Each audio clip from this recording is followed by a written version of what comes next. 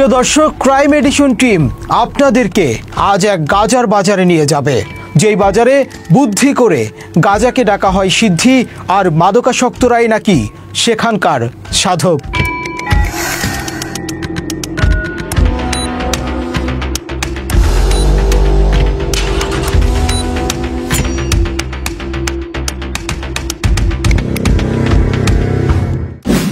দর্শক, মাদকার কথিত সাধকদের নিয়ে বসা এই মেলাকেই আমরা নাম দিয়েছি লালন মেলা। কিন্তু লালনের নামে কুষ্টিয়া জেলায় প্রতি বছর গাজার আসর বসানো হয়।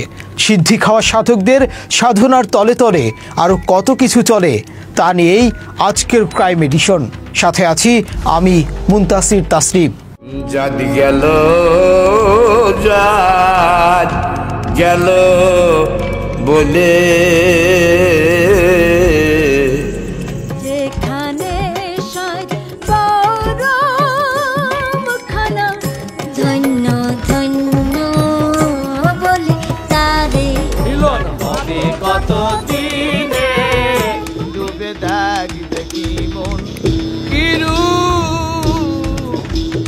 আনুমানিক 1774 সালে জন্ম নেয়া লালন সাঁই ছিলেন বাংলাদেশের মহাসাধক। শুধু বাংলাদেশের গ্রামীণ জীবনে নয়, আন্তর্জাতিক অঙ্গনেও তার গান ও জীবন দর্শন গবেষণার বিষয় হয়ে উঠেছে। আমেরিকার গবেষক ক্যারল সলিমন লালনের গান অনুবাদ করে city of mirrors songs of Lalon Shah নামে গ্রন্থ প্রকাশ করেছেন, যা অক্সফোর্ড ইউনিভার্সিটি প্রেস থেকে বের হয়। লালনের নাম উচ্চারিত হলে সবার আগে মনে পড়ে কুষ্টিয়ার ছেউরিয়া গ্রামের কথা, যেখানে তার আখড়া বাড়ি ও সমাধিস্থল। এখানেই তিনি দীর্ঘদিন বসবাস করে অনুসারীদের সঙ্গে সাধনা করতেন। ধারণা করা হয় প্রায় 1850 সালের দিকে তিনি এই আখড়া বাড়ি প্রতিষ্ঠা করেন। তার সাধনা কক্ষটি ছিল হকের ঘর, যেখানে মৃত্যুর পর তাকে সমাহিত করা হয়। পরবর্তীতে সরকারি সহায়তায় এখানে আজকের লালন সমাধিসৌধ গড়ে ওঠে। প্রতি বছর দোল পূর্ণিমায় লালন তার অনুসারীদের নিয়ে সাধু সংঘ করতেন। এখানে গান, আলোচনা ও সাধনার নানা ধরনের অনুষ্ঠানের আয়োজন হতো। পহেলা কার্তিক 1297 বঙ্গাব্দে তার মৃত্যুর পর ওই দিনটি স্মরণে আরও একটি সাধু সংঘ চালু হয়, আর এভাবেই দুটি সাধু সংঘ পরবর্তীতে লালন মেলা নামে পরিচিত হয়। কুষ্টিয়ার নাম শুনলেই সবার আগে বাউল সাধক লালনের কথাই মাথায় আসবে।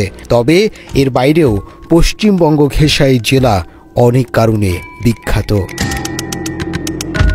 দেশের দক্ষিণ পশ্চিমাঞ্চলের খুলনা বিভাগে অবস্থিত কুষ্টিয়া জেলার বিশাল অংশ জুড়ে রয়েছে ভারতীয় সীমান্ত। এটি পদ্মা ও গড়াই নদীর তীরে অবস্থিত।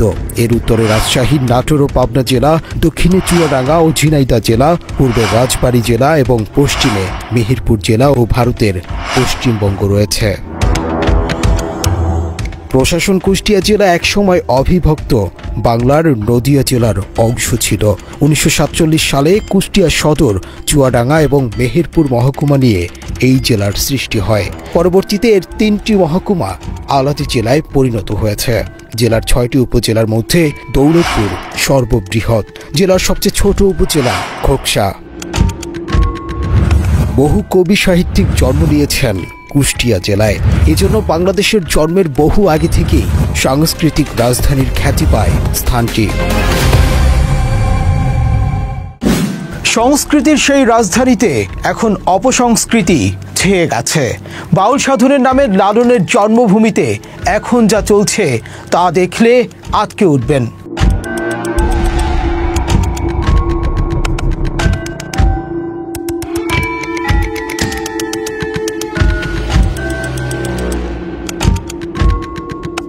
লালন শাহের 135তম তিরোধান দিবস উপলক্ষে গত মাসের 17 অক্টোবর শুরু হয় লালন উৎসব। নামে লালনের উৎসব হলেও ভেতরে ঢুকতেই যেন মনে হয়েছে সেখানে চলছে মাদকের উৎসব। লালনের সঙ্গে মাদকের কোনো রকম সম্পর্ক না থাকলেও এই মেলাকে কেন্দ্র করে চলছে মাদক বিক্রি ও বসেছে গাজার আসর। পার হাউস এটা তো মেলা রে বাবা, গাজার মেলা। এটা পাগলিরা সব সিদ্ধি সাধক, কামাখ্যা থেকে আসছে আমার এই পাগলি। সে ঠিক মতো সিদ্ধি খাইতে পারছে, সিদ্ধি পিনি হইতেছে না। এগুলো বেচতেছি গাঞ্জা সিদ্ধি 3 দিনের জন্য উন্মুক্ত, মানে এক কথা সরকার আমাদেরকে অনুমতি দিয়ে এই অনুষ্ঠান। আমরা আরেকটু ভেতরে যেতে চাই।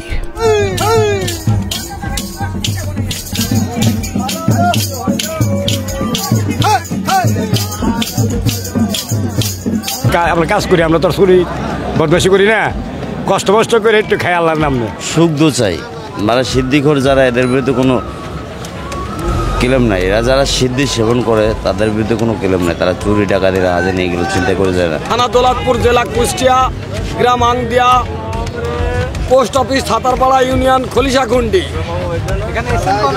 আমি এখানে গত বৃহস্পতিবার এসেছি। সিদ্ধি নাকি তাদের সব রোগের ওষুধ। ভারত থেকে আমদানি নয়, বাংলাদেশি গাজার চাষাবাদ করার মামা বাড়ির আবদার তাদের। সিদ্ধি কেন মাদক হবে? বাংলার থেকে ভারত যাবে, এটা তো বাংলাদেশেই হইতে পারে। বাংলাদেশে যদি হয় আমরা তো এত দুর্ঘটনা হইতে পারে না। আজকে এই যে বাজারে আড়ে গাড়ে এইভাবে ব্যবসা করতে পারে না, যার যার খেতে বানায় নিজেই খাইতে পারে।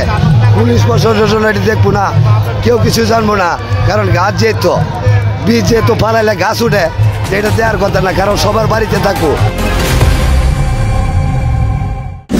প্রিয় দর্শক, অনুসন্ধানে জানা গেছে সপ্তাহব্যাপী চলা এই মেলায় এবার সব মিলিয়ে 27 টন গাঁজা বেচা বিক্রি হয়েছে। কিন্তু এত মাদকের যোগান আসে কোথা থেকে? কারা চালায় এই গাঁজার বাজার?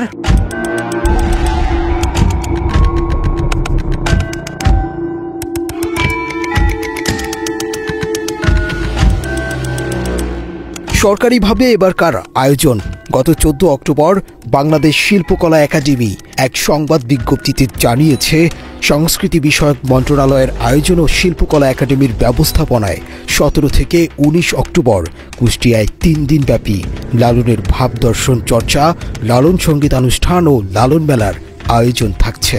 আসলে এবারের মেলাটা একটু অন্যরকম। প্রত্যেকবারই খুব সুন্দর হয়, তবে প্রত্যেকবারের থেকে এবার একটু বেশিই ভালো লাগছে। অনেক লোকের সমাগম হয়েছে।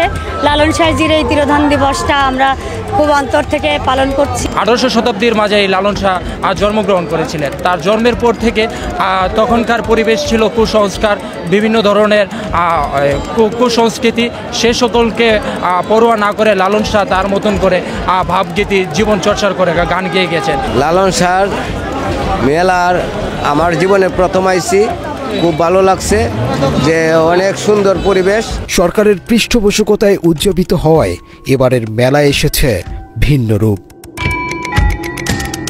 মেলার ভেতরে ঢুকতেই চোখে পড়ে নানা ধরনের আয়োজন, চরকি, নাগরদোলা, নৌকা সহ বিভিন্ন ধরনের অনুষঙ্গে প্রাণ পেয়েছে মেলাটি। এর ঠিক পাশেই বসেছে গাজার হাট। ছোট ছোট ঝুপড়ি ঘরের মধ্যে চলছে অবাধে মাদক সেবন। পাশেই দাঁড়িয়ে আইন শৃঙ্খলা বাহিনীর সদস্যরা, পুলিশ হিসেবে নয়, ননির পুতুল হয়ে। এখানে গাঁজা বা সিদ্ধি বিক্রি করছে ছোট বড় সকলেই। তবে সাধু সন্ন্যাসীর বেশ ধরা ভণ্ডদের সংখ্যাই ছিল চোখে পড়ার মতো। লালনের নাম করে চলছে তাদের রমরমা ব্যবসা। এক সময়কার সাংস্কৃতিক রাজধানী এখন যেন হয়ে উঠেছে মাদকের রাজধানী।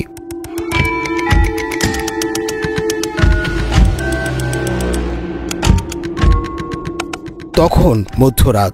আমাদের টিম ছড়িয়ে ছিটিয়ে আছে লালন মেলার পুরো এলাকা জুড়ে। আমাদেরকে খুঁজে বের করতে হবে মাদকের এই মেলার গাঁজা সরবরাহকারী মূল হোতাকে। আমাদের পরিচয় বিশ্ববিদ্যালয়ের শিক্ষার্থী। কুষ্টিয়া থেকে গাঁজা নিয়ে ঢাকায় বিক্রি করা হবে, এই মর্মে কয়েক কেজি গাঁজা দরকার। কিছুক্ষণ পরেই আমাদের সাথে দেখা হয় এক ব্যবসায়ীর। তার কাছে রয়েছে সব রোগের ওষুধ। কালু ফকির নামের ওই ব্যক্তি আমাদের জানান কিভাবে মাদকের হাট বসে এই মেলায়। কথা বলতে বলতে আমাদের নিয়ে যান মেলার সবচেয়ে বড় গাজার হাট শ্মশান ঘাটে। 44,000 টাকা কেজি। এক সাইডে বসে কথা বলতে হবে, এখানে বসে কথা বলা যাবে না, ঠিক আছে? হলে পরে আমরা ওই মেহেরপুরের পাটের সাথে কথা বলতে পারি। যেতে যেতে মাদক সাপ্লাইয়ের সব রাস্তা বলে দেন কালু ফকির। আর তখনই কেঁচু ঘুরতে পেরিয়ে আসে সাপ। তিনি জানান ডিসি নিজে এসে মাদকের বৈধতা দিয়ে গেছেন।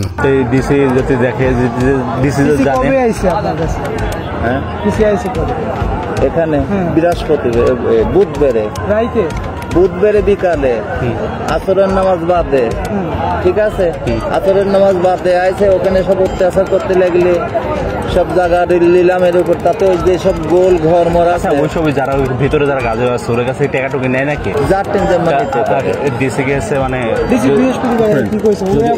উন্মুক্ত দিয়ে গেছে ময় জানলে দিছে কেউ টাকা দেয় একজন খাওয়া একজনের কাছে মানে প্রতি মাসে 1 লাখ টাকা দিয়া মানে সবাই খায়। অনুসন্ধানের সময় কালুর মুখ থেকে বের হয় ময়েজ নামের এক ব্যক্তির নাম, যার নাম শুনলে কুষ্টিয়ার ডিসি এসপি ভয়ে থরথর করে কাঁপে। প্রতিদিন লক্ষ লক্ষ টাকা প্রশাসনের পকেটে ভরেন ময়েজ, কারণ এই জনপদে প্রায় 4 দশক ধরে মাদকের ব্যবসা করছেন ময়েজ। এখনো কেউ তাকে ছুঁতে পারেনি। দর্শক, ছোটখাটো ব্যবসায়ীদের কাছে পাওয়া তথ্যের ভিত্তিতে আমরা একটু বড় ব্যবসায়ীদের সন্ধানে যেতে চাই, যারা বছরের পর বছর ধরে লালন মেলায় মাদক সরবরাহ করে যাচ্ছে।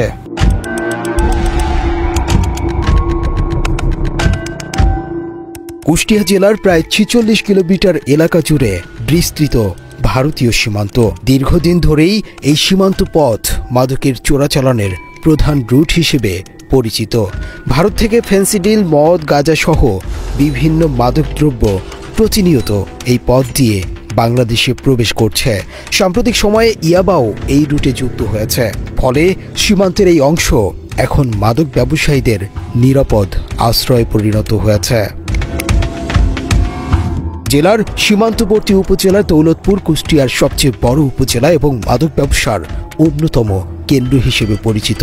এই উপজেলার বিভিন্ন গ্রামে বড় বড় মাদক ব্যবসায়ীদের বসবাস।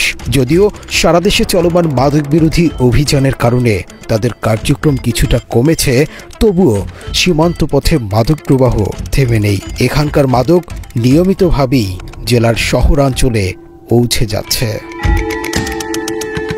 দেশের গোয়েন্দা সংস্থাগুলো দৌলতপুর ও আশেপাশের এলাকার মাদক চক্র সম্পর্কে অবহিত।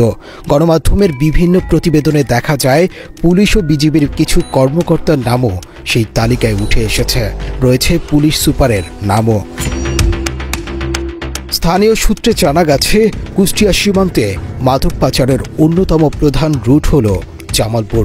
এছাড়া চিলমারি, চর চিলমারি, বাংলা বাজার, ফিলিপনগরের আবেদের ঘাট, মহিষাকুণ্ডি, ভাগজোত মোড়, প্রাপপুর, বিলগাথুয়া, জামালপুর ও ঠোঁটারপাড়া এই পথগুলো দিয়ে বিপুল পরিমাণ মাদক দেশে প্রবেশ করে। জেলার বেশ কয়েকজন ব্যক্তি টানা 15 বছরেরও বেশি সময় ধরে মাদক ব্যবসার সাথে জড়িত। তাদের মধ্যে কেউ কেউ আছেন 40 থেকে 50 বছর ধরেও এই ব্যবসা চালিয়ে যাচ্ছেন, আর তাদেরই একজন ময়েজ আলী। অনুসন্ধানে আমরা জানতে পারি লালনের আখড়ার ঠিক পাশেই বহুতল একটি ভবন রয়েছে ময়েজের, যেখান থেকে পাইকারি মূল্যে সরবরাহ করা হয় গাঁজা, যা দিয়েই চলে লালন মেলা। কুষ্টিয়া জেলার ভারতীয় সীমান্ত এলাকা দৌলতপুর ও মেহেরপুর থেকে এসব মাদক আনেন ময়েজ, আর সেই ভারতীয় গাঁজার ধোঁয়ায় ঘোলা হয় কুষ্টিয়ার আকাশ বাতাস। শুধু কুষ্টিয়া নয়, দেশের বিভিন্ন অঞ্চলে রয়েছে ময়েজের গাঁজার সুখ্যাতি। মাদক ব্যবসায়ী ময়েজ কুষ্টিয়ার কুমারখালী উপজেলার চাপড়া ইউনিয়নের 2 নম্বর ওয়ার্ডের ছেউরিয়া গ্রামের বিশ্বাসপাড়া এলাকার মৃত মনসুর আলীর ছেলে। তবে নির্বাচন অফিসে খোঁজ করেও তার সম্পর্কে কোনো তথ্য পাওয়া যায়নি। ময়েজের মুঠোফোনে কল করলে ফোনটি ময়েজ নিজে না ধরে ধরান তার স্ত্রীকে দিয়ে। সে জানায় ময়েজ অসুস্থ, তাই কথা বলতে পারবেন না। কি হয়েছে?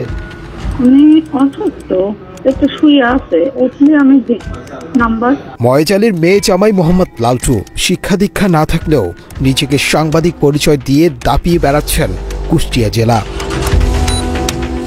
অভিযোগ রয়েছে এক সময় লালটু জড়িত ছিলেন আওয়ামী লীগের রাজনীতিতে, তবে সরকার পতনের পর ভোল পাল্টে ফেলে সে।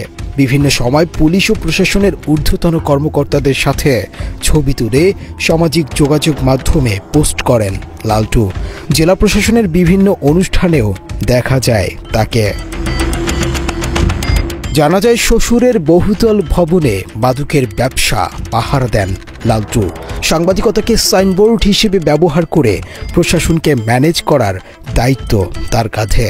আর এভাবেই চলে কোটি কোটি টাকার বাণিজ্য। লালটুর সাথে কথা বলে জানা যায় সে একটি স্থানীয় পত্রিকার সম্পাদক ও প্রকাশক।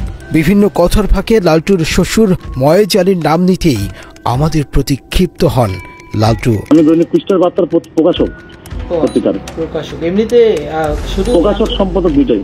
আঞ্চলিকই আছেন, ইয়েতে নাই? আর আমি জাতীয় পত্রিকায় একটা আছে, দৈনিক চিত্র, আপনার ঢাকা পত্রিকা দিয়ে। ওনার বিরুদ্ধে একটা অভিযোগ পাইছিলাম যে উনি এই যে অভিযোগ যদি থাকে আপনি যা খুশি তাই করেন। লালটুর এমন অধ্যত্বপূর্ণ আচরণই বলে দিচ্ছে তাদের একটি চুল নাড়াবার ক্ষমতাও যেন কারো নেই। স্রেফ বলে দিলেন যা ইচ্ছা করতে, এসব বিষয়ে তিনি কথা বলবেন না। ঠিক আছে, ওই বাড়িতেই থাকেন ভাই? না, আমাকে বাড়িঘর নাই, আমার বাপ মা নেই, আমি বাড়ি থাকবো। ও আচ্ছা আচ্ছা। এমনিতে আমি শুনছিলাম আমাকে যেভাবে বলছে। আপনি কোন পত্রিকায় কাজ করেন ভাই? না, আপনি আমাকে এই বিষয়ে কোনো প্রশ্ন করবেন না, ঠিক আছে ভাই? আপনি যা খুশি ভালো সেটা করেন। আমরা ছদ্মবেশে ময়েজের বাড়ির সামনে গেলে সেখানে মাদক ব্যবসায়ীদের আনাগোনা চোখে পড়ে। ময়েজ ও তার জামাই লালটুর নামে একাধিক মামলা থাকলেও তাকে চেনেন না কুমারখালী থানার ওসি। না, এরকম তথ্য আমরা পাইনি যে এরকম কেজি দেবেন মাদক ভিতরে, আর আমরা মাদক সহ পাইলে কাউকে ছাড় দিই। এদিকে ময়েজের কথা বলতেই তার সব ধরনের অপকর্মের ফিরিস্তি বাংলা এডিশনের কাছে তুলে ধরেছেন কুষ্টিয়া জেলার মাদক নিয়ন্ত্রণ অধিদপ্তরের উপপরিচালক পারভিন আক্তার। প্রথমেই তিনি মাদক নিয়ন্ত্রণে তাদের ব্যর্থতার কথা অকপটে স্বীকার করেন। লালনের হাতটা যে বসে, এটা ঠিক আছে, আপনার সাথে আমি এগ্রি করি, এটা হওয়া উচিতই না। লালন সাহেবের সাথে যায়ও না, সন্ন্যাসীরাও বলে, কিন্তু এটা হচ্ছে যে একেবারেই বন্ধ করা খুবই কঠিন ওই সময়। আর সবাই আসলে ওই সময়, বিশেষ করে আমরা তো আসলে ওই ক্ষেত্রে মোবাইল কোড বা বড় ধরনের চালান আসলে ধরি। ওই সময়টা আসলে পরিস্থিতি এমন থাকে যে আসলে কি বলবো, এটা আমরা নিজেরাও ওই সময় আর কি অপারগতাই প্রকাশ করি আসলে। তিনি জানান ময়েজ নিজে প্রকাশ্যে না আসলেও তার মেয়ে জামাইদেরকে দিয়ে ব্যবসা করায়। এর আগেও ওই পরিবারকে 2 বার ধরা হয়েছে। আর ময়েজের কথা বললেন, ময়েজ নিজের পজিশনে রেখে ব্যবসা করে না, সেই ব্যবসা করে তার জামাই, তার মেয়েকে দিয়ে। এবং আমরা ময়েজের মাল এর আগে 2 বার ধরছি, 9 কেজি, 9.5 কেজি। এই যে পরশুদিন, কালকেও ধরা হয়েছে 7.5 কেজি, এরকম ধরা হচ্ছে। কিন্তু আসলে ময়েজ নিজের পজিশনে মাল রাখে না, ও নিজের আত্মীয় স্বজনের দিয়ে অন্য জায়গা দিয়ে কাজ করে। এখনকার ময়েজের সাংবাদিক পরিচয় দেওয়া জামাই লালটুর বিরুদ্ধে একাধিক মামলা রয়েছে এবং বিভিন্ন সময় আটক হয়েছে বলেও জানান এই কর্মকর্তা। লালটুর বিরুদ্ধে আমরা মামলা করছি ভাই, এর আগে লালটুর বিরুদ্ধে, কামুনের বিরুদ্ধে, সবার বিরুদ্ধে মামলা আছে। এরা কোর্ট পর্যন্ত উঠতে পারে না, এরা হলো জামিন হয়ে যায়। প্রিয় দর্শক, কুষ্টিয়ার ঐতিহ্যবাহী লালন মেলায় মাদকের জমজমাট ব্যবসার পেছনে শুধু মাদক ব্যবসায়ী নয়, তাদের পেছনে রয়েছে সরকারি বেসরকারি সিন্ডিকেট, যাদের মাঝে ভাগাভাগি হয় মাদক ব্যবসার লভ্যাংশ। গত 12 অক্টোবর লালন একাডেমি থেকে প্রকাশিত এক বিজ্ঞপ্তিতে জানানো হয়, লালন শাহের 135তম তিরোধান দিবস উপলক্ষে মেলার মাঠ ইজারা প্রদানের নিমিত্ত আহ্বানকৃত দরপত্রে 36,11,000 টাকা 5 দিনের জন্য স্থানীয় সাংবাদিক মোহাম্মদ মুজিবুল শেখকে ইজারা দেওয়া হয়েছে। কিন্তু 15 অক্টোবর কুষ্টিয়া জেলা প্রশাসকের কার্যালয়ের এক বিজ্ঞপ্তিতে জানিয়ে দেওয়া হয়, মুজিবুল শেখের আবেদনের প্রেক্ষিতে তার ইজারা বাতিল করা হয়েছে এবং খাস আদায়ের জন্য কুমারখালী উপজেলার নির্বাহী কর্মকর্তাকে নির্দেশ দেওয়া হয়েছে। জানা যায়, সংস্কৃতি বিষয়ক মন্ত্রণালয়ের কর্তৃক ইভেন্ট ম্যানেজমেন্ট কোম্পানির মাধ্যমে 100টি স্টল করায় মেলার মাঠে অন্য কোনো দোকান বরাদ্দের সুযোগ দেওয়া হয়নি, যদিও এর আগে এই মেলায় 700টি দোকান বসানো হতো। ইজারা বাতিল প্রসঙ্গে বাংলা এডিশনের সাথে কথা হয় ইজারা পাওয়া মোহাম্মদ মুজিবুল শেখের সাথে। তিনি জানান, ইজারা না থাকলেও ডিসির সাথে ঘনিষ্ঠ সম্পর্কের মাধ্যমে একটি অসাধু চক্র মাঠ থেকে হাতিয়ে নিচ্ছে কোটি কোটি টাকা। এই সময় তিনি স্থানীয় সাংবাদিক আল মামুন সাগর ও এনসিপি নেতা আলমাস হোসেন মামুনের নেতৃত্বে এই চাঁদাবাজি পরিচালিত হয় বলেও অভিযোগ জানান। সঠিকভাবে যদি বলতে হয় আপনার নিয়মতান্ত্রিক উপায়ে আমরা সারেন্ডার করে দেওয়ার পর এটা খাস কালেকশন করবে হচ্ছে লোকাল প্রশাসন। তো এখন লোকাল প্রশাসন কুমারখালী কিওনো উনি কেন তাদেরকে দায়িত্ব দিয়েছে, আবার ওনারাই বা দায়িত্ব পাইলো কিভাবে আর উনি দিলেন কিভাবে, সেটা তো আসলে ওনারাই বলতে পারবে, আমরা তার বলতে পারবো না, বুঝছেন না। কাদেরকে মানে কারা এই টাকাটা তুলেছেন আপনি আপনার জানা মতে?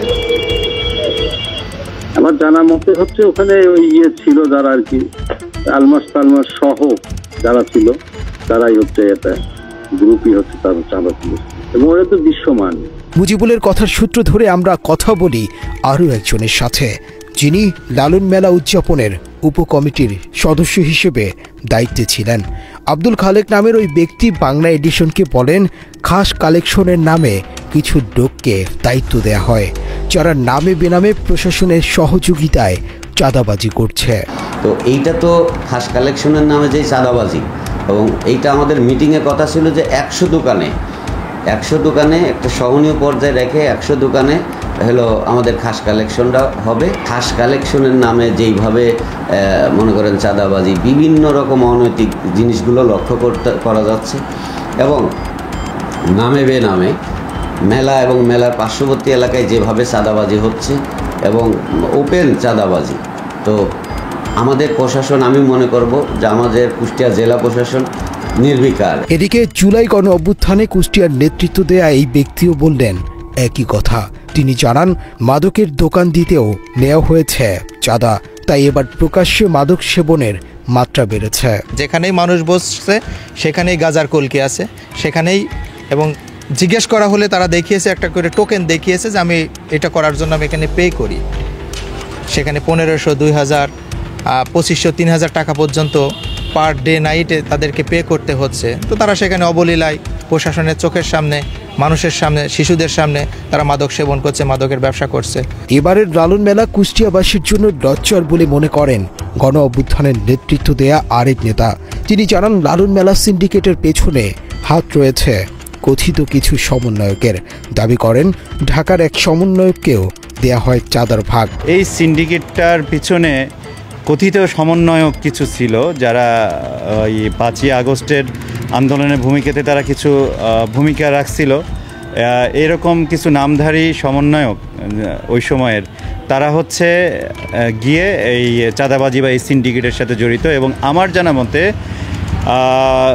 সেই বিপ্লবের একটি বড় সমন্বয়ক, যেটা ঢাকাতে, যেটা বাংলাদেশের অনেক মানুষ চেনে, এমন একজন সমন্বয়ককে গতকালকে এই চাঁদাবাজির একটা ভাগ ওখানে পাঠানো হয়েছে। অনুসন্ধানের সময় আমরা এমন একজনকে খুঁজে পাই যিনি চাঁদাবাজ চক্রটির কাছ থেকে সবকিছু দেখেছেন।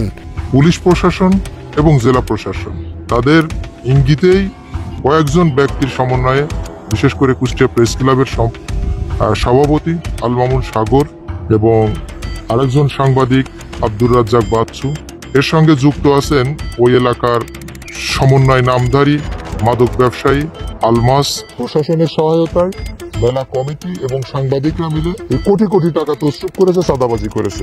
তারাই ম্যানেজ করেছে নুসরাত তাবাসসুমকে। নুসরাত তাবাসসুমের বরাবর 57 থেকে 60 লক্ষ টাকা নগদ হস্তান্তর করেছে তারা। অভিযুক্ত এনসিপির কুষ্টিয়া জেলা শাখার যুগ্ম সমন্বয়কারী আলমাস হাসান মামুন ও সাজিদুর রহমান বিপুলের সাথে কথা বলে জানা যায়, তারা মেলায় ইভেন্ট ম্যানেজমেন্টের দায়িত্বে না থাকলেও হেল্প করেছেন। চাঁদাবাজির বিষয়টি বেমালুম অস্বীকার করেন তারা। বিষয় হচ্ছে কি, আমাদের তো পূর্বে কখনো এইভাবে মেলা থেকে টাকা কালেকশন করার কোনো অভিজ্ঞতা নেই। দ্বিতীয় কথা হচ্ছে, লালনের কোনো কমিটি নেই। অ্যাডক কমিটি ছিল গত 24শে জুলাই আমরা এটা মানববন্ধন করে ভেঙে দিচ্ছি। যারা 4 জন ছিল আপনার ছাত্র হত্যা মামলার আসামি, 6 জন 7 জন ছিল ছাত্র হত্যা মামলার আসামি। আমরা আন্দোলন করে এটা বন্ধ করে দিই। তারপর থেকে এখন পর্যন্ত কোনো অ্যাডক কমিটি দেয় নাই। যেহেতু আমার বাসা ছেউরিয়াতে, আমি লালন নিয়ে কাজ করি দীর্ঘদিন, আমরা বংশ পরম্পরায় আমরা লালনের সঙ্গে আছি। সেই সূত্রে আমাদেরকে বলা হয়েছিল যে আপনারা যদি কালেকশনটা করে দেন। এইগুলাতে মোটামুটি হেল্প করে। তাছাড়া আমি মেলার মধ্যে খুব বেশি ওখানে ছিলাম না, আমি বাইরে ছিলাম। আমার ওই যে একটা কার্ডের কাজ শুরু হয়েছে, ওখানে ছিলাম।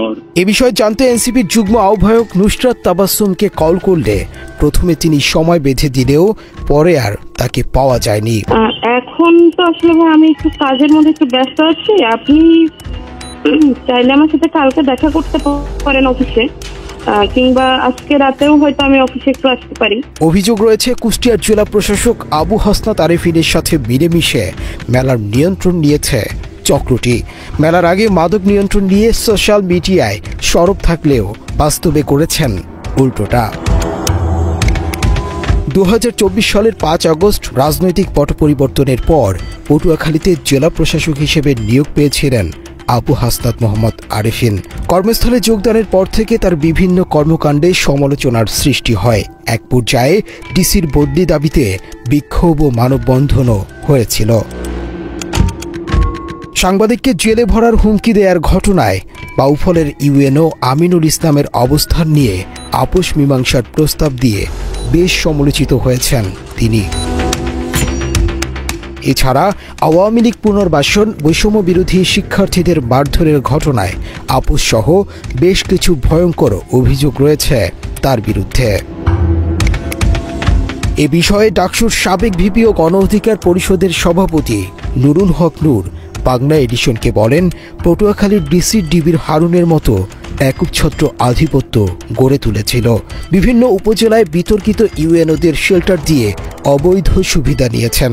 তার জন্য রাখতে হতো নির্দিষ্ট কমিশন। ডিএমপির কমিশনার হাবিব, এই হারুন, এরা যেমন একটা সিন্ডিকেট করত, শক্তি চর্চা করত, সে কার্যত ওই টাইপের একটা প্র্যাকটিস করতেছে। ইপিজেড হচ্ছে, পোর্টের কার্যক্রম আছে, এই সমস্ত বড় ছেলে একটা আসলে এই ধান্দাবাজি করছে।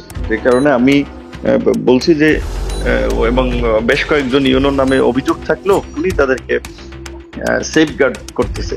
অবশেষে 25 আগস্ট জনপ্রশাসন মন্ত্রণালয়ের একটি প্রজ্ঞাপনে পটুয়াখালীর ডিসি আবু হাসনাত মোহাম্মদ আরেফিনকে বদলি করে কুষ্টিয়ায় পাঠানো হয়। কুষ্টিয়ায় গিয়েও থামেননি আরেফিন।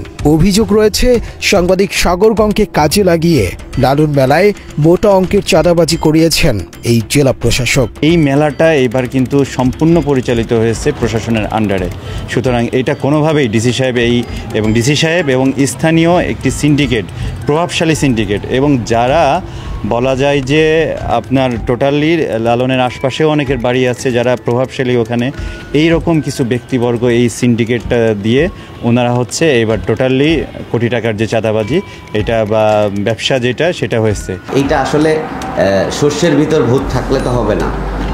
এই যে গেম, এই গেম করে করে আজকে এই মেলাটার এই পরিস্থিতি। মেলায় যেভাবে সরকারের রুলস এবং যেভাবে সরকারের চিন্তাধারা ছিল তার 40%ও সেইভাবে হয় নাই। মানুষ বদলে শোনার মানুষ হবে, মানুষ ছাড়া খেপারে তুই মূল হারাবে, এই কথার সাথে বর্তমান সংস্কৃতি মন্ত্রণালয় সহ ডিসি সাহেবের কোনো কথার মিল নাই। বিষয়টি নিয়ে কথা বলতে কুষ্টিয়া জেলা প্রশাসকের কার্যালয়ে গেলে তাকে পাওয়া যায়নি। তবে পরবর্তীতে কল করলে তিনি জানান, এবার মাদক নিয়ন্ত্রণে সর্বোচ্চ চেষ্টা করেছে জেলা প্রশাসন। 16 লাখ টাকা খাস কালেকশন করা হয়েছে। সরকারের বরাদ্দ সঠিক খাতে ব্যবহার করা হয়েছে। যতদূর সম্ভব যারা দর্শনার্থী ভক্ত এনেছিলেন তাদেরকে সুবিধা দেওয়ার জন্য, যদিও জায়গাটা খুবই সংকীর্ণ, অনেক কষ্ট হয়েছে মানুষের, তারপরেও মানুষ খুব স্বতঃস্ফূর্তভাবে অংশগ্রহণ করেছে। এইটা একটা বড় খরচ, আপনি বুঝতে পারছেন যে ইলিশ মাছের যে দাম, সেই হিসাবে একটা বড় খরচ। আমাদের 50 লক্ষ টাকা বরাদ্দ পেয়েছে এবং আমরা তার মধ্যে এটা করার চেষ্টা করেছি। আমরা মেলাটা সেখানে টেন্ডারও দিয়েছিলাম, কিন্তু শেষকালে আসলে এটা রক্ষা করতে পারিনি। কারণ এবার আপনারা জানেন যে জাতীয়ভাবে উদযাপনের জন্য এখানে মাত্র 120টা স্টল করা হয়েছে। যদি প্রতিবার এখানে 400-500 স্টল করা হয় এবং তাদের কাছ থেকে ওই যারা টেন্ডার নেয় তারা টাকা উত্তোলন করে আমাদের সরকারি কোষাগারে টাকাটা জমা দেয়। কিন্তু এবার যেহেতু 120টার বেশি স্টল করার কোনো সুযোগ ছিল না, সুতরাং তারা আর আগ্রহ দেখায়নি, পরে এটা বাতিল করেছে। আমরা খাস কালেকশনে গিয়েছি, সেখানেও আমরা প্রায় 15-16 লক্ষ টাকা পেয়েছি। চাঁদার ব্যাপারে জানতে চাইলে তিনি বলেন, কারা চাঁদা তুলেছে তাদের কাউকেই তিনি চিনেন না, আর এই টাকা তোলার জন্য ইউএনওকে দায়িত্ব দেওয়া হয়েছে। মানে খাস কালেকশনটা কারা করবে, কারা করতে পারে? আমার ইউনো সাহেব এটার দায়িত্বে ছিলেন, ঠিক আছে। আমরা ইউনো সাহেবকে দিয়েছি যে খাস কালেকশন করার জন্য আর কি। এটা দোকান অনুপাতে ওনারা খাস কালেকশন করেছে, আমরা 16 লক্ষ টাকা মতো পেয়েছি টোটাল, খাস মাত্র কালেকশনে 3 দিনের জন্য তো মাত্র। আচ্ছা, খাস কালেকশনে উত্তোলনের সময় আমরা দেখেছি বিভিন্ন ধরনের স্লিপ দেয়া হয় বা পেইড লেখা কাগজ দেয়া হয়। আমরা দেখেছি এটার জন্য কি কোনো কমিটি করা হয়েছে এই খাস কালেকশন করার জন্য? এটা এক্স্যাক্টলি আমি এখন বলতে পারছি না, যদি আপনি পরে যোগাযোগ করেন আমি এটা দিতে পারবো, অসুবিধা নেই। আচ্ছা, আমাদের আমি আরেকটু আমি বুঝতে পারছি আপনার সময় খুবই স্বল্প, আমি একটু বলতে চাই। সেটা হচ্ছে এখানকার আমরা যেমনটা দেখলাম, এখানে কালেকশনের জন্য একটা কাউন্টার ছিল। সেই কাউন্টারে একজন সাংবাদিক, উনি হচ্ছেন প্রেস ক্লাবের সভাপতি সাগর, ওনার নাম আল মামুন সাগর, আর ওনার সাথে আরও কয়েকজন। তো আমরা এখানে 3 দিনের মতোই ছিলাম। সর্বশেষ দিন আমরা দেখলাম রাত 4টার দিকে তিনি সহ আরও কয়েকজন মিলে এই টাকা কালেকশন করতেছেন। তো তখন আমার হাত ধরছেন, উনি আমার ক্যামেরা নিতে চাইছেন, আমি দেইনি। তো এখানে আমি কোনো সরকারি লোকজন দেখি নাই। তো আমরা যতদূর জানি, আমি অ্যাটর্নি জেনারেলের সাথে কথা বললাম, আইনজীবীদের সাথে কথা বললাম, যে খাস কালেকশনের সময় অবশ্যই সরকারের পক্ষ থেকে কাউকে থাকা দরকার। সেই ক্ষেত্রে এটা কি মানে নিয়ম বহির্ভূত কিনা বা এরকম কোনো নিয়ম আছে কিনা আপনাদের? না, এটা তো কোনো সুযোগ নাই। এটা তারা কিভাবে করেছে আমি ঠিক জানি না। আমার এটা আপনার কাছে প্রথম শুনলাম, তবে বিষয়টা আমি ইনভেস্টিগেট করে দেখবো। এটা খাস কালেকশন অফিসিয়াল চিঠি করে ইউনো সাহেবকে দেওয়া হয়েছে। একজন জেলা প্রশাসক সেই জেলার প্রেস ক্লাবের আহ্বায়ককেই চিনেন না, এ কথা কতটা বিশ্বাসযোগ্য তা বলার অপেক্ষা রাখে না। ডিসি ইউএনওর ওপর দায় চাপালেও ইউএনও দায় চাপিয়েছে ডিসির ওপর। হয়তো যাদের বেচা বিক্রি যেভাবে হয়েছে হয়তো সেভাবে করতে পারে, হয়তো প্রথম মানে আমি আসলে আপনার এই টোটাল প্রক্রিয়ার উত্তর দিতে পারছি না। কেন? কারণ আমি তো পুরা প্রথম থেকে শেষ পর্যন্ত যুক্ত ছিলাম। আমি ছিলাম প্রোগ্রামের মধ্যে। কুষ্টিয়া প্রেস ক্লাবের প্রভাবশালী আহ্বায়ক আল মামুন সাগর, তিনি বাংলাদেশ প্রতিদিন ও জাগো নিউজের কুষ্টিয়া প্রতিনিধি। পুরো জেলা জুড়ে তার রয়েছে একচ্ছত্র আধিপত্য। আওয়ামী আমলের গড়ে তোলা সন্ত্রাসী বাহিনী দিয়ে শুধুমাত্র সাইনবোর্ড বদলে চালিয়ে যাচ্ছেন নিজের অপকর্ম। আর সূত্র বলছে, লালন মেলায় গাজার হাট বসানো ও চাঁদাবাজি করার মূল হোতা এই সাগর। শুধু সাগরই নয়, তার সাথে রয়েছে সাংবাদিক আরিফিন সাগর, যিনি দৈনিক ইত্তেফাকের মাল্টিমিডিয়া রিপোর্টার। এদিকে কুষ্টিয়া সাংবাদিক ইউনিয়নের একাংশের সভাপতি আব্দুর রাজ্জাক বাচ্চু, তিনি মাই টিভির কুষ্টিয়া প্রতিনিধি। এছাড়া সাংবাদিক ইউনিয়নের আরেক অংশের সাধারণ সম্পাদক মোকাদ্দেস হোসেন সেলিম, তারাও সাগরের সাথে থেকে অনিয়ম, দুর্নীতি ও চাঁদাবাজির সাথে জড়িত বলে অভিযোগ রয়েছে। দিনটি ছিল মেলার শেষ দিন, সকাল থেকে সন্ধ্যা আর এরপর রাত। পুরোটা সময় মেলার মাঠে ছদ্মবেশে টিম ক্রাইম এডিশন। ইজারার আওতাভুক্ত নয় এমন শত শত দোকান থেকে মোটা অঙ্কের টাকা তুলেছে সাগর গং। টাকা নিয়েছে মাদকের দোকান থেকেও।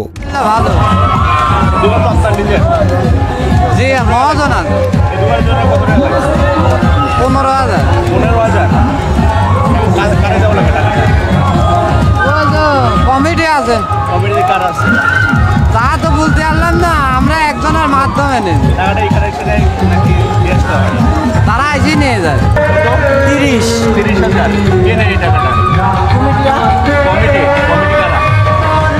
মেলার কমিটি। পুলিশের কন্ট্রোল রুমের পাশে ছোট্ট একটি দোকান। বিশ্বস্ত সূত্রের তথ্য মতে এই দোকানে বসেই নিয়ন্ত্রণ করা হয় চাঁদাবাজি। বলা যায় চাঁদাবাজির আতুর ঘর ওই ঘরটি। এর ঠিক সামনেই ছিল র্যাবের ক্যাম্প। এরই মাঝে ব্যবসায়ীদের তথ্য মতে আমরা নিশ্চিত হই চাঁদা কালেকশনে মাঠে নেমেছে সাগরের পালিত বাহিনী। আমরা হন্যে হয়ে খুঁজতে থাকি তাকে। রাত তখন 2:45। হলদে রঙের টি শার্ট পরা একজন এসে বসেছেন চাঁদা তোলার কাউন্টারে, যার পরনে ছিল মাস্ক এবং ভাবভঙ্গি অনেকটা চোরের মতো।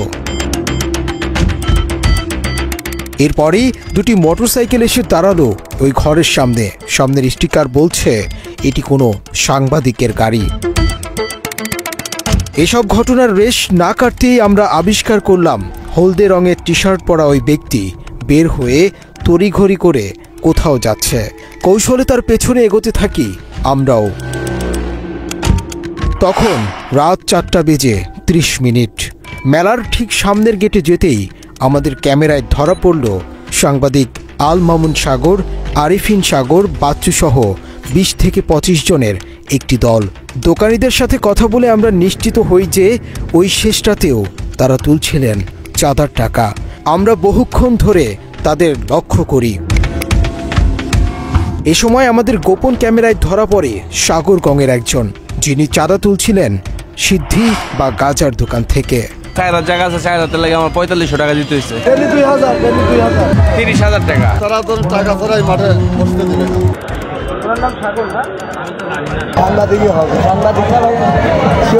আমার বাসাও এখানে ভাই, আমার থেকেও কম নেয় না। কয় টাকা নেয়? আমার ইউটিউব খাজানে বলছি 100 টাকা নিচ্ছে। আমি করছি এলাকা চাল পাল হচ্ছে, এলাকা পরে মেলার পরে এলাকা চাল। বিষয়টি সম্পর্কে জানতে সাংবাদিক আল মামুন সাগরকে কল করলে তিনি সরাসরি বিষয়টি অস্বীকার করেন। পানি তাহলে আপনার চোখটা বাঁধা ছিল। আচ্ছা, আপনার চোখটা আপনি বেঁধে রেখেছিলেন, সে কারণে আপনি পান। ওই সরকারের যিনি সরকারের এখানে দায়িত্বে আছেন তার কাছে জিজ্ঞাসা করেন, কে ছিলেন, তাহলে তো আপনার প্রশ্নের উত্তর পেয়ে যাবেন। দর্শক, মাদকের এই ভয়াবহ সিন্ডিকেটের বিরুদ্ধে স্থানীয় সাংবাদিকেরাও রহস্যজনক কারণে নীরবতা পালন করছে। এর মধ্যে কেউ কেউ প্রতিবাদ করার চেষ্টা করলে তাদেরকে চরম পরিণতি ভোগ করতে হয়েছে।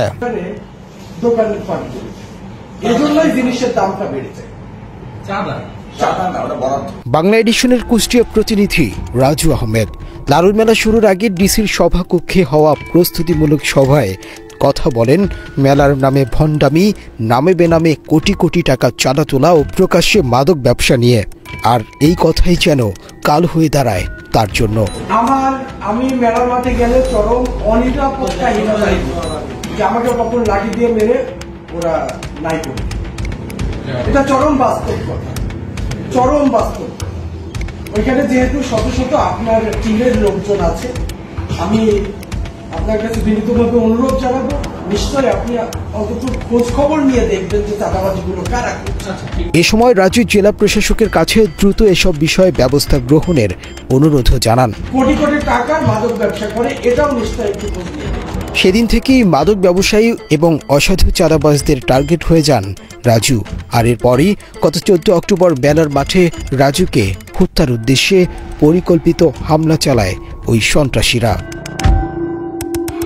সেদিন কোনো মতে বেঁচে যান বাংলা এডিশনের এই প্রতিনিধি। মারধরের পর রাস্তার পাশে পড়ে থাকা রাজুকে উদ্ধার করে স্থানীয় হাসপাতালে নিয়ে যান এলাকাবাসী।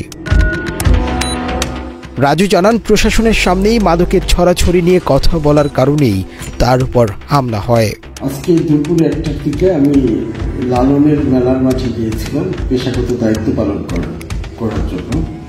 সেখানে সংবাদ সংগ্রহ করার সময় যে লালনের মেলার মাঠে যে 300 মতো যে গাঁজার দোকান আছে, সেই গাঁজার যে মাদক ব্যবসায়ীরা আছে, মাদক ব্যবসায়ী সিন্ডিকেটে যারা আছে তারা আমার উপরে হামলা করে এবং মারপিট করে। এরপরে আমাকে উদ্ধার করে হসপিটালে নিয়ে আসা হয়। এর আগে কিন্তু গতকালকে ডিসি অফিসে একটা মিটিং ছিল, সেই মিটিংয়ে আমি যে লালন মেলাকে কেন্দ্র করে গত 1 সপ্তাহ ধরে কিন্তু প্রকাশ্যে দিনে রাতে সেখানে শত শত যে গাঁজার দোকান, সেগুলোতে অবাধে মাদক বিক্রি এবং সেবন এর ঘটনা ঘটছে। প্রশাসনের সামনে এই ঘটনাগুলি ঘটছে এবং প্রকাশ্যে প্রায় 300 গাঁজার দোকান আছে। ঘটনার পর গত 16 অক্টোবর কুমারখালী থানায় একটি মামলা করেন বাংলা এডিশনের কুষ্টিয়া প্রতিনিধি রাজু। মামলায় 3 জন মাদক ব্যবসায়ী সহ 8 থেকে 10 জনকে আসামি করা হয়। এই ঘটনায় অভিযুক্ত 3 মাদক ব্যবসায়ীকে আটক করেছে কুমারখালী থানা পুলিশ। সূত্র বলছে, মাদক ব্যবসায়ী ময়েজের সাথে মিলেমিশেই এই মাদক ব্যবসায়ীরা চালিয়ে যাচ্ছেন অপকর্ম। আর এর সাথে জড়িত রয়েছে চাঁদাবাজ চক্রটিও। রাজুর ওপর এমন অতর্কিত হামলার নিন্দা জানিয়েছে স্থানীয়রা। আর সেখানে আসলে নিউজ কাভারেজ করতে গিয়ে যে সাংবাদিক নির্যাতনের শিকার হয়েছে, আমরা এর তীব্র নিন্দা এবং প্রতিবাদ জানাচ্ছি। সেই সাথে জেলা প্রশাসকের দৃষ্টি আকর্ষণ করছি যেন ওইখান থেকে গাঁজা বিক্রি এবং সেবন একদম বন্ধ করে দেওয়া হয়। যে মাত্র 24 ঘন্টার ব্যবধানে রাজুর উপরে যখন হামলা, তখন আসলে আমরা এটাকে আর অ্যাভয়েড করতে পারি না। আমার মনে হয় অন্তত তীব্র সন্দেহ যে সেদিন গতকালকের যে বক্তব্য, সেটা অনেক বড় ইস্যু হয়ে থাকতে পারে রাজুর উপরে হামলা। এদিকে কুষ্টিয়া জেলা জুড়ে মহামারীর মতো ছড়িয়ে পড়েছে মাদক। লালন মেলার নামে মাদকের মেলা বসিয়ে এই জেলার যুব সমাজকে নষ্ট করা হচ্ছে বলে দাবি সচেতন মহলের। কুষ্টিয়াতে যে লালনের তিরোধানকে কেন্দ্র করে যে গাঁজা উৎসব হচ্ছে, এটা আমরা পরিপূর্ণ বিরোধিতা করি। এর মাধ্যমে যুব সমাজ ধ্বংস হচ্ছে। এর থেকেও বড় কথা হলো যে আমাদের একেবারে ছোট্ট ছোট্ট কোমলমতি যে বাচ্চারা ওখানে যে সরাসরি মাদক সেবন করছে। লালনের যে আঁকড়াতে যে সমস্যাগুলি তৈরি হয়, তার মধ্যে আমাদের ধর্মীয় অঙ্গনে যেটা আঘাত করে সেটা হলো শিরক, মারাত্মক অপরাধ একটা শিরিক। সেই শিরিকের চর্চা সেখানে হয় এবং মানুষের যে চরিত্র হননের জন্যে যত রকম কর্মকাণ্ড আছে সেখানে সংগঠিত হয়। পুলিশ পাহারায় মাদক ব্যবসার বিষয়ে জানতে চাইলে কুষ্টিয়ার police super Mizanur Rahman sub জানিয়ে দেন, এসব মিথ্যা কথা, কোনো মাদকের হাত বসেনি এবং এর কোনো প্রমাণ নেই। আমাদের চোখে আসবে না, আমাদের চোখে আসে নাই। আপনি ওই যে আপনারা দেখেন নাই যে আপনাদের আশেপাশে মাদক সেবন হচ্ছে, সেটা দেখেন নাই, এটা বলেন। আরে আপনি বানানোর কথা বলতেছেন, এগুলো পুরোটাই বানানোর কথা বলতেছেন। আপনি আমাকে প্রমাণ দিবেন, ঠিক আছে? আমি প্রমাণ হাজার প্রমাণ, আপনি আসেন, আপনার সাথে বসি, প্রমাণ হাজার। আপনার সাথে আমার বসার কিছু না। আপনি এটা কিভাবে বলেন ভাই? আপনার এখানে মাদক প্রকাশ্যে মাদক সেবন হচ্ছে, আপনি অন্ধনতে কি আপনি ইন্টেনশনালি না। লালন মেলার মাদকের আখড়া ও চাঁদাবাজির বিষয়গুলো নিয়ে সুপ্রিম কোর্টের আইনজীবী ও সহকারী অ্যাটর্নি জেনারেল মুজাহিদুল ইসলাম শাহিনের সাথে কথা বলে বাংলা এডিশন। গাঁজা, ভাং বা সিদ্ধি, আপনি যাই বলেন, এটা মানে এই 18 সালের আইনের মধ্যে স্পষ্ট করে বলা আছে যেগুলো সবকিছু নিষিদ্ধ। একটা গাঁজা গাছের একদম শিকড় থেকে তার মাথা পর্যন্ত এবং ফুল থেকে শুরু করে সবকিছু নিষিদ্ধ বাংলাদেশের আইনে। সুতরাং এই গাঁজাকে নর্মালাইজ করার কোনো সুযোগ নেই। যদি কেউ গাঁজা বহন করে, যদি কেউ গাঁজা সেবন করে, যদি কেউ গাঁজা বিক্রি করে, সবকিছু আইনে নিষিদ্ধ করা আছে। সুতরাং যদি কেউ নর্মালাইজ করতে চায় যে এটা লালন উৎসব, এই উৎসব, সেই উৎসব, এই উৎসবের বাহানা দিয়ে গাঁজাকে নর্মালাইজ করার কোনো সুযোগ নাই। আমি মনে করি এটা প্রশাসনের ব্যর্থতা বা দুর্বলতা। কারণ তারা দেখে শুনে বুঝে যদি এটাকে নিয়ন্ত্রণ না করে, তাহলে এটা সমাজের মাঝে ছড়িয়ে যাবে এবং মানুষ যদি মাদকের সাথে সম্পৃক্ত হয়, আজকে গাঁজা খাবে, পরদিন ইয়াবা খাবে, তারপরে আরও অনেক আপনার বিভিন্ন ধরনের সীসা থেকে শুরু করে কত ধরনের বাংলাদেশের এখন মাদক আসতেছে, এগুলো সেবন করবে বা অভ্যস্ত হবে। যেটা আমি মনে করি এটা প্রশাসনের ব্যর্থতা, এটা কোনোভাবেই লালনের চেতনার সাথে এটা যায় না। চাঁদা তোলার বিষয়ে জানতে চাইলে তিনি বলেন, সরকারি খাস আদায়ের সময় অবশ্যই সরকারি ব্যক্তির উঠাতে হবে। খাস কালেকশনের জন্য বেসরকারি লোকজনকে দিয়ে কমিটি করার সুযোগ নেই, এটা হলো প্রথম কথা।